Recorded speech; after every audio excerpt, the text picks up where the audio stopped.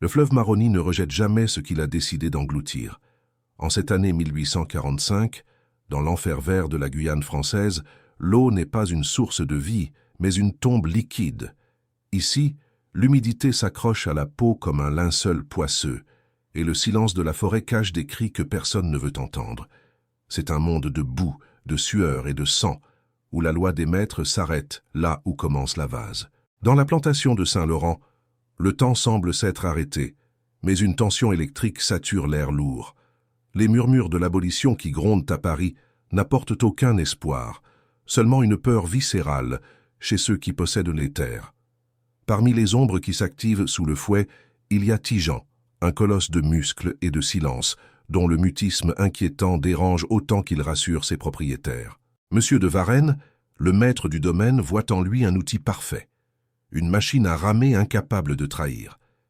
Mais de Varennes commet l'erreur fatale de ne pas voir ce que Tijan cache derrière son regard de pierre. Tijan possède un don que personne ne soupçonne, une ouïe absolue, une perception surnaturelle capable de capter le moindre craquement à des kilomètres. Il entend le battement de cœur d'un homme terré dans la mangrove et le glissement d'un serpent sur une branche haute. Pour lui, le fleuve et la forêt sont un livre ouvert, une symphonie de secrets qu'il décode coup de pagaie après coup de pagaie. Et ce qu'il entend ces derniers jours ne présage rien d'autre que la mort. Si cette histoire vous glace déjà le sang, restez avec moi jusqu'au bout, car ce que le fleuve s'apprête à révéler dépasse l'entendement. Dites-moi dans les commentaires, sur une échelle de 0 à 10, quel est votre niveau de tolérance face à l'injustice? Et n'oubliez pas de vous abonner pour ne manquer aucun de ces récits oubliés de l'histoire. Car dans l'ombre de la maison de maître, un crime a été commis. Un crime dont l'écho ne s'éteindra jamais. Monsieur de Varennes est un homme acculé, un aristocrate dont le prestige ne tient plus qu'à un fil de soie prêt à rompre. Ses dettes sont immenses, et la fin annoncée de l'esclavage signifie pour lui la déchéance absolue. Pour sauver son empire, il a orchestré un détournement massif des fonds coloniaux, une trahison envers la couronne qu'il tente de masquer derrière des chiffres falsifiés. Mais le château de cartes est sur le point de s'effondrer. Un inspecteur du Trésor, envoyé spécialement de Cayenne, a commencé à poser trop de questions. Il a fouillé là où il ne fallait pas. Il a soulevé les tapis de la corruption de Saint-Laurent. L'inspecteur n'est jamais reparti. Dans la moiteur de l'entrepôt, de Varennes a perdu son sang-froid et a serré la gorge du fonctionnaire jusqu'à ce que le dernier souffle s'échappe. Le corps a disparu dans la vase du Maroni, là où les secrets sont censés dormir pour l'éternité. Mais le maître a oublié un détail crucial, un témoin minuscule caché derrière une pile de sacs de café. Petit Pierre, un enfant de la plantation, a tout vu. Il a vu la lutte, il a vu la mort, et il a ramassé dans la poussière un objet que de Varennes n'a pas remarqué dans sa rage. C'est le sceau officiel de l'inspecteur, une preuve physique irréfutable qui peut envoyer un maître à l'échafaud ou offrir la liberté à un esclave. L'enfant cache l'objet contre son cœur, ignorant qu'il porte son propre arrêt de mort. Le maître a fini par comprendre. Le silence de l'enfant est trop lourd, ses yeux trop fuyants. De Varennes sait que pour survivre, il doit éliminer le témoin et tous ceux qui pourraient en faire le lien. La décision est prise. Une expédition nocturne est organisée vers les postes isolés de l'amont, sous prétexte de livrer des provisions urgentes. Mais le véritable but est bien plus sinistre. De Varennes exige que ce soit Tijan qui dirige l'embarcation. Il a besoin de la force du colosse et surtout de son prétendu mutisme pour mener à bien son plan macabre. À bord, il y aura le maître, son régisseur sans scrupules armé d'un fusil à platine, et le petit Pierre, dont les mains ont été discrètement liées par des cordes de chanvre. Le plan est d'une simplicité effroyable, un accident tragique au milieu des rapides, là où les courants sont les plus violents et les prédateurs les plus affamés. Une pirogue qui chavire, des corps qui disparaissent, et une version officielle que personne n'osera contester. De Varennes ignore cependant une chose fondamentale. Tijan a tout entendu. Il a entendu le régisseur charger son arme en secret derrière le bâtiment principal.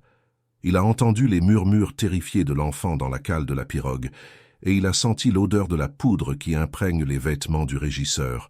Chaque vibration de l'air lui raconte l'assassinat qui se prépare. Le silence sur le Maroni devient assourdissant, interrompu seulement par le clapotis de l'eau contre la coque de bois. C'est ici, dans le territoire des eaux sombres, que le destin a choisi de tendre son embuscade. Sous la surface, des milliers d'yeux surveillent le passage de l'embarcation. Les piranhas noirs, excités par la saison sèche et le manque de proie, attendent le moindre signal pour passer à l'attaque. Ti-Jean, le visage de pierre, sent les vibrations de la meute aquatique. Il sait exactement où il se trouve, tapi dans les racines immergées, prêt à transformer la moindre goutte de sang en un festin frénétique. Sous ses pieds, un détail est hors de sa place. Discrètement, au cours de la journée, il a décellé une planche de la coque, la maintenant en place uniquement par la pression constante de son talon puissant. C'est une arme invisible, une trahison silencieuse mûrie après des années de servitude. L'atmosphère devient irrespirable. De Varennes échange un regard complice avec son homme de main. Le moment approche. Ils sont loin de tout, au cœur du labyrinthe liquide où aucun cri ne peut porter. Le régisseur se lève tout à fait, braquant le canon de son arme sur la nuque de l'enfant qui sanglote doucement. Mais avant que la gâchette ne puisse claquer, un changement subtil s'opère dans l'équilibre de la pirogue. Ti-Jean retire son talon. Le bois craque avec un bruit de tonnerre. L'eau du Maroni, sous pression, s'engouffre dans l'embarcation avec une violence brutale, transformant instantanément le frêle esquif en un piège mortel. En un instant, le prédateur devient la proie, et le maître n'est plus qu'un homme désarmé face à la fureur d'un fleuve qu'il croyait dompter. Mais le naufrage n'est que le début d'un cauchemar bien plus vaste, car le sang n'a pas encore coulé, et le fleuve a faim. L'eau n'était plus un chemin, elle était devenue un gouffre. En une fraction de seconde, l'équilibre précaire de la pirogue s'est brisé, emportant avec lui les certitudes de ceux qui se croyaient intouchables. Monsieur de Varennes, dont la soie des vêtements se gorgeait d'eau comme une éponge lourde, ne criait pas encore. Le choc initial avait glacé ses cordes vocales, le laissant haletant dans une eau qui semblait soudainement solide. Le régisseur, cet homme qui ne jurait que par la force de son fusil à platine, a vu son pouvoir s'enfoncer dans les profondeurs limoneuses. L'arme, symbole de sa domination, n'était plus qu'un morceau de fer inutile gisant au milieu des ossements du fleuve. Au milieu de ce chaos, Petit Pierre ne pouvait même pas nager pour sa survie. Ses poignets, meurtris par les cordes de chanvre, le condamnaient à couler avec les restes du bois pourri si personne ne lui venait en aide. Mais Ti-Jean ne bougeait pas comme un homme pris de panique. Ses mouvements étaient lents, précis, presque rituels. Il observait la scène avec le détachement d'un juge qui contemple l'exécution d'une sentence qu'il a lui-même prononcée. Pour lui, ce moment n'était pas un accident, c'était l'aboutissement de 10 années de silence. 10 années passées à écouter les crimes des Varennes, à enregistrer chaque coup de fouet et chaque mensonge dans les replis de sa mémoire infaillible. Le Maroni, cependant, n'est pas un allié facile à contrôler. Le courant, nourri par les pluies lointaines des montagnes de l'Inini, commençait à entraîner l'épave vers un banc de racines de palétuvier, là où l'eau est plus profonde et plus sombre. C'est alors que le premier frisson a parcouru l'échine de Varennes. Ce n'était pas seulement le froid, c'était une vibration, un frémissement de l'eau contre ses jambes, comme si des milliers de petites aiguilles invisibles commençaient à le sonder. Il a compris, avec une horreur qui lui a enfin arraché un hurlement, que le bruit du bois brisé et les éclats de voix avaient servi de cloche de table. Les piranhas noirs, les nettoyeurs du fleuve, étaient arrivés. Ces créatures ne chassent pas par faim. Elles chassent par instinct, excitées par le moindre mouvement brusque et par l'odeur de la sueur froide qui s'échappait des pores du maître terrifié. Ti-Jean savait qu'il n'avait que quelques secondes avant que la curée ne commence. Il a empoigné l'enfant, le soulevant comme une plume, alors que la pirogue disparaissait totalement sous la surface, ne laissant que des remous bouillonnants. « Aide-moi, Ti-Jean, je te donnerai tout, ta liberté, de l'or, tout ce que tu veux !»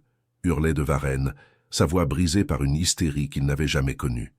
L'arrogance de l'aristocrate s'était évaporée pour laisser place à la mendicité d'un lâche. Ti-Jean n'a pas répondu. Il n'avait pas besoin de parler. Dans son esprit, il revoyait le visage de l'inspecteur du Trésor au moment où de Varennes lui serrait la gorge. Il entendait encore le bruit sec des vertèbres qui cèdent, un son que lui seul avait perçu depuis les ombres de l'entrepôt. Soudain, un cri plus atroce que tous les autres a déchiré la nuit. Le régisseur qui tentait de s'accrocher à une branche flottante a été violemment tiré vers le bas. L'eau autour de lui a commencé à bouillonner, virant au brun sombre, puis au rouge écarlate.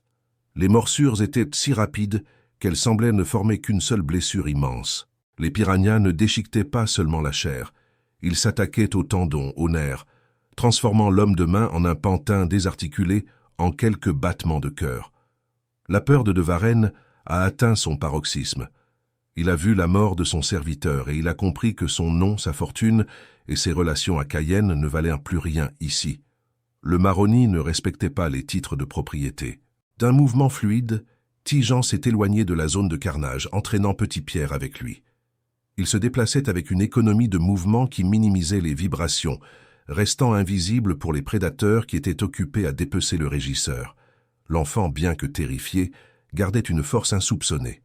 Dans son poing serré, le sceau de l'inspecteur était devenu son ancre, le lien ténu qui le rattachait encore au monde des vivants et à l'espoir d'une justice. « Ti-Jean, reviens, c'est un ordre !» La voix de Varenne n'était plus qu'un sifflement ridicule. L'habitude de commander était si ancrée en lui qu'il croyait encore pouvoir donner des ordres à la mort elle-même. L'odeur du sang du régisseur s'était propagée. La meute, désormais en transe, cherchait de nouvelles cibles. De Varenne sentit une première douleur fulgurante à son mollet, une coupure si nette qu'il ne réalisa pas tout de suite qu'un morceau de sa chair venait de lui être arraché. C'était l'erreur fatale. Chaque battement de main, chaque coup de pied désordonné envoyait des ondes de choc qui guidèrent les piranhas avec la précision d'un compas. Ils n'étaient les plus 10, ils étaient des centaines à converger vers lui. De sa position élevée, Ti-Jean regardait la scène. Il ne ressentait aucune joie malveillante, seulement la satisfaction froide d'un équilibre qui se rétablit. Le maître qui avait volé la vie des autres allait maintenant payer sa dette avec la sienne. Petit Pierre a voulu détourner les yeux, mais Ti-Jean a posé sa main lourde sur son épaule, l'obligeant à regarder. Il voulait que l'enfant comprenne que la puissance des bourreaux n'est qu'une illusion qui s'effondre dès que la nature reprend ses droits. Le maître a réussi à attraper une racine de palétuvier, mais ses doigts, engourdis par la terreur, n'avaient plus de force. Il a glissé à nouveau dans l'eau qui grouillait littéralement de formes sombres et nerveuses. Les premières morsures sérieuses ont commencé à entamer ses bras. Il hurlait maintenant un nom, celui de sa femme, restée à la plantation, ignorante du drame qui se jouait à quelques lieues de là. Mais dans cet océan de verdure, les cris d'un homme ne sont que le bruit du vent dans les feuilles. Personne ne viendrait le sauver. Ni Dieu, ni le roi, ni les soldats qu'il payait pour maintenir l'ordre sur ces terres. Une fois les cordes tranchées, Ti-Jean a enfin regardé le seau que l'enfant tenait. Il a pris l'objet avec précaution, le faisant briller sous la lune. Ce petit morceau de cire et de métal contenait assez de pouvoir pour détruire tout ce que les Varennes avaient construit en un siècle. Ti-Jean savait que ce sceau n'était pas seulement une preuve de meurtre, c'était la clé de leur avenir. S'il parvenait à atteindre Cayenne, il pourrait faire tomber non seulement de Varenne, mais tout le système de corruption qui gangrénait la colonie. Mais le maître n'avait pas encore dit son dernier mot. Dans un sursaut de rage désespéré, il a réussi à sortir un petit pistolet de voyage caché dans sa veste mouillée. Une arme de dernier recours, conçue pour les duels d'honneur. Même agonisant, même dévoré par les poissons, l'instinct de destruction de Varenne était plus fort que tout. S'il devait mourir, il emmènerait avec lui celui qui l'avait trahi et celui qui détenait son secret. Le coup de feu a retenti dans la nuit, un éclair de poudre qui a illuminé brièvement les visages de ceux qui se faisaient face sur ce fleuve maudit. Mais dans l'obscurité et le chaos de l'eau, la précision est une illusion, et de Varenne n'était plus qu'une ombre parmi les ombres. Le silence est revenu sur le Maroni, plus lourd qu'avant, chargé d'une incertitude qui allait changer le cours de leur existence à tout jamais. Le coup de feu n'était qu'un dernier spasme de haine, le cri d'agonie d'un empire qui refusait de s'éteindre. La balle a sifflé à l'oreille de Ti-Jean, déchirant l'air avant d'aller se perdre dans l'écorce spongieuse d'un palétuvier centenaire. Le recul de l'arme a été le coup de grâce pour M. de Varenne. Déséquilibré par l'effort, il a perdu son dernier point d'appui sur la racine glissante, s'enfonçant définitivement dans la meute qui bouillonnait sous lui. Le fleuve Maroni a horreur du bruit. Quelques secondes après la détonation, le silence est retombé plus lourd qu'avant, seulement troublé par le clapotis de l'eau contre le tronc où Ti-Jean et l'enfant s'étaient réfugiés. L'odeur du sang de Ti-Jean, bien que légère, a immédiatement alerté les prédateurs restants. Ils savaient qu'ils ne pouvaient pas rester immobiles sur ce vestige de bois, prisonniers au milieu d'un courant qui les entraînait vers l'inconnu. Dans le chaos du naufrage, Ti-Jean n'avait pas seulement sauvé Petit Pierre. Il avait eu la présence d'esprit de saisir la sacoche personnelle du maître, celle que de Varenne protégeait plus que sa propre vie. L'enfant ne pleurait plus. Il était entré dans cet état de choc où le corps ne répond plus, les yeux fixés sur l'endroit où le régisseur et le maître avaient disparu. Il serrait toujours le seau de cire comme si sa vie en dépendait. C'est alors que le don de Ti-Jean a pris toute sa dimension. Il a fait abstraction du bruit de l'eau pour se concentrer sur les vibrations de la terre ferme, à plus d'1 kilomètre de là, sur la rive sud. Il les a entendues. Le battement sourd de sabots de chevaux sur le chemin de ronde et le jappement étouffé des chiens que l'on sort de leur enclos. La détonation du pistolet de Varenne avait alerté la garde de la plantation. Les secours arrivaient, mais ce n'étaient pas des secours pour eux. C'était une patrouille de chasseurs d'hommes, armés et déterminés à retrouver leur maître ou, à défaut, à punir ceux qui l'accompagnaient. Ils ne pouvaient pas rester sur le fleuve, trop exposés. Ils devaient s'enfoncer dans la mangrove, là où les racines s'entremêlent comme les doigts d'un géant, créant un labyrinthe impénétrable pour quiconque n'est pas né dans cette vase. Le sol de la mangrove est un piège mouvant. À chaque pas, Ti-Jean s'enfonçait jusqu'aux genoux dans une boue noire qui exhalait une odeur de décomposition et de soufre. La progression était épuisante, chaque mouvement demandant une force herculéenne. Ti-Jean sentait le cœur de l'enfant battre contre son dos, un rythme rapide, irrégulier, comme celui d'un oiseau blessé. Il savait que s'ils étaient pris, il n'y aurait aucun procès, aucune explication.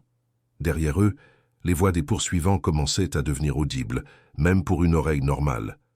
Ils avaient retrouvé les débris de la pirogue, et l'absence de survivants visibles les rendait nerveux. Il a entendu un son qui l'a glacé.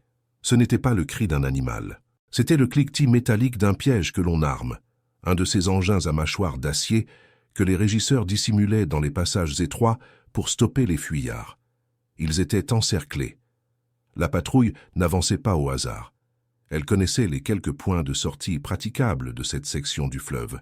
De Varenne avait bien préparé son terrain de chasse, même s'il en était devenu la première victime. Dans la pénombre, il a entrevu des liasses de papier, des lettres cachetées et un registre à la couverture de cuir rouge. C'était le registre des dettes et des transactions secrètes de la plantation de Saint-Laurent. Ti-Jean ne savait pas lire, mais il comprenait la valeur de ces documents. Ils étaient la preuve que de Varenne n'agissait pas seul. Toute une chaîne de corruption remontait jusqu'à l'administration de Cayenne. « Écoute-moi », semblait dire le regard de Ti-Jean, bien qu'aucun son ne sorte de sa bouche. Il a montré à l'enfant le registre, puis le seau de cire. Il fallait que ces deux objets parviennent à la justice, coûte que coûte. L'odeur de Ti-Jean et de l'enfant commençait à saturer l'air humide. Les chiens étaient proches. On entendait maintenant le craquement des branches sous les bottes lourdes des gardes. C'était une vieille ruse de marron, une tentative désespérée pour brouiller les pistes olfactives. Mais contre des limiers entraînés au sang, cela ne suffirait pas longtemps. Le temps de la fuite silencieuse était terminé. Ti-Jean a compris qu'il devait faire diversion pour permettre à Petit Pierre de s'échapper avec les preuves. Il n'était plus question de sa propre survie, mais de la vérité. Il s'est redressé, dominant la végétation de toute sa hauteur. Il n'était plus l'esclave silencieux. Il était devenu le gardien du marronnier, une force de la nature prête à se déchaîner contre ses oppresseurs. L'enfant a compris le sacrifice. Il a glissé la sacoche sous sa chemise trempée et s'est préparé à ramper dans l'ombre, là où les racines étaient les plus denses. Le voilà, tirez, ne le laissez pas s'échapper. Les ordres fusaient, suivis immédiatement par les premières détonations qui ont déchiré le feuillage autour du géant. Chaque pas de Ti-Jean était un défi à la mort. Il se laissait voir, brisant des branches volontairement, hurlant un cri sans parole qui résonnait comme le tonnerre dans la vallée du fleuve. L'enfant était désormais seul, protégé par l'obscurité et par le tumulte provoqué par son protecteur. Il devait atteindre la route de Cayenne, à des lieues de là, avec le poids de la justice sur ses frêles épaules. Les gardes arrivaient sur lui, les baïonnettes au canon, les yeux injectés de sang. Ils ne voulaient pas le capturer. Ils voulaient l'abattre comme une bête sauvage qui en savait trop. Ti-Jean a regardé une dernière fois vers l'endroit où Petit Pierre s'était enfoncé dans la nuit. Il a souri, un geste rare qui a déconcerté ses poursuivants pendant une fraction de seconde. Le sort de la plantation, du nom des Varennes et de tous les complices de ce système barbare, reposait maintenant sur les jambes d'un petit garçon perdu dans la jungle. Mais dans cet enfer vert, rien ne se passe jamais comme prévu, et le fleuve Maroni se préparait à livrer son ultime leçon de justice. Le plomb a déchiré l'air humide, mais Tijan n'était plus là où le garde visait. Au moment précis où le chien frappait l'amorce, le colosse s'était laissé basculer en arrière, disparaissant dans les eaux sombres avec la souplesse d'un caïman. Les gardes se sont précipités au bord du talus, déchargeant leurs armes dans le vide, mais le fleuve Maroni avait déjà repris son fils. Sous la surface, Tijan utilisait son ouïe absolue pour nager à contre-courant, évitant les zones où les remous indiquaient la présence des piranhas encore en pleine frénésie. Pendant ce temps, à quelques centaines de mètres de là, Petit Pierre luttait contre la jungle. Chaque racine semblait vouloir le retenir. Chaque épine déchirait sa peau fine, mais la peur d'être rattrapé était plus forte que la douleur. Il savait que le temps jouait contre lui. Dès que l'aube se lèverait, les chasseurs d'hommes verraient ses traces dans la vase. Il devait atteindre la route coloniale avant que le soleil ne dénonce sa position. Le matin est arrivé avec une cruauté tranquille. Madame de Varenne, sur le perron de la grande maison, scrutait le fleuve avec une angoisse croissante. Son mari n'était pas rentré, et le silence qui régnait sur le quai était de mauvais augure. Lorsqu'ils sont revenus, les gardes n'avaient rien à offrir, sinon des récits d'horreur. Ils avaient retrouvé la pirogue, ou ce qu'il en restait, dérivant près des palétuviers. Mais des hommes, il ne restait que des souvenirs sanglants. On a retrouvé une botte de cuir fin, encore bouclée, mais vide. On a retrouvé le fusil du régisseur, tordu au fond de l'eau. Mais de M. de Varenne, le maître absolu de Saint-Laurent, le fleuve n'avait rendu que des fragments de vêtements. 3 jours plus tard, un événement sans précédent a secoué la capitale coloniale. Un enfant, couvert de boue et de cicatrices, s'est présenté aux portes du palais de justice de Cayenne. Il ne demandait rien, il portait simplement une sacoche de cuir. Lorsque le procureur a ouvert le sac, le silence est devenu glacial. À l'intérieur se trouvait le registre noir, celui que de Varenne croyait avoir emporté dans sa tombe. Les pages, bien que tachées d'humidité, révélaient une vérité bien plus sombre que le meurtre d'un inspecteur. Le sceau officiel remis par Petit Pierre a scellé le destin de toute une caste. Ce n'était plus seulement l'histoire d'un maître cruel, c'était la preuve d'une trahison contre l'État, d'un vol systématique des fonds destinés à la colonie. Le scandale a éclaté comme un coup de tonnerre. Les alliés de Varenne, ceux qui l'avaient aidé à dissimuler ses crimes, ont été arrêtés un par un. Le nom des Varenne, autrefois synonyme de puissance, est devenu une insulte que l'on murmurait avec dégoût. La justice des hommes, bien que lente, a fini par suivre celle du fleuve. La plantation a été saisie, les dettes ont été annulées par la confiscation des biens, et les complices ont été envoyés au bagne de l'île du Diable, là où le soleil brûle autant que le remords. Petit Pierre a reçu une protection officielle. On dit qu'il a été envoyé en France pour y faire ses études, loin des cauchemars du Maroni, mais jamais il n'a oublié l'homme de pierre qui lui avait sauvé la vie au milieu des piranhas, et Tijan. Les archives officielles disent qu'il s'est noyé lors du naufrage. Mais les gens du fleuve racontent une toute autre histoire. Ils parlent d'un colosse qui glisse sur l'eau sans faire de bruit, une ombre qui veille sur ceux que l'on opprime. Parfois, les voyageurs racontent qu'ils ont entendu un battement de cœur régulier venant de la forêt, comme si la jungle elle-même avait adopté le rythme de Tijan. Il est devenu la légende du Maroni, le témoin invisible qui n'oublie rien. Sur une rive lointaine, là où personne ne s'aventure, on a retrouvé une pagaie dressée vers le ciel. Un symbole de liberté payé par le sang, une dette enfin soldée entre le maître et l'esclave. Le fleuve Maroni ne rejette jamais ce qu'il a décidé d'engloutir, mais cette nuit-là, il a choisi de garder les coupables et de libérer les justes. La justice sauvage a remplacé la loi des hommes, et le silence est enfin revenu sur les eaux sombres. Cette histoire, longtemps restée dans les dossiers secrets de l'administration coloniale, nous rappelle que même dans les ténèbres les plus profondes, la vérité finit toujours par remonter à la surface. L'arrogance précède la ruine, et le temps finit par tout niveler. Si ce récit de justice et de courage vous a touché, laissez-nous une note de 0 à 10 dans les commentaires. Votre soutien est essentiel pour que nous puissions continuer à exhumer ces récits interdits de notre passé. N'oubliez pas de vous abonner et d'activer la cloche pour ne manquer aucune de nos prochaines investigations, car le fleuve écoute encore et il attend que la prochaine vérité se dévoile. À très bientôt pour une nouvelle plongée dans les mystères de l'histoire. Le silence est désormais complet.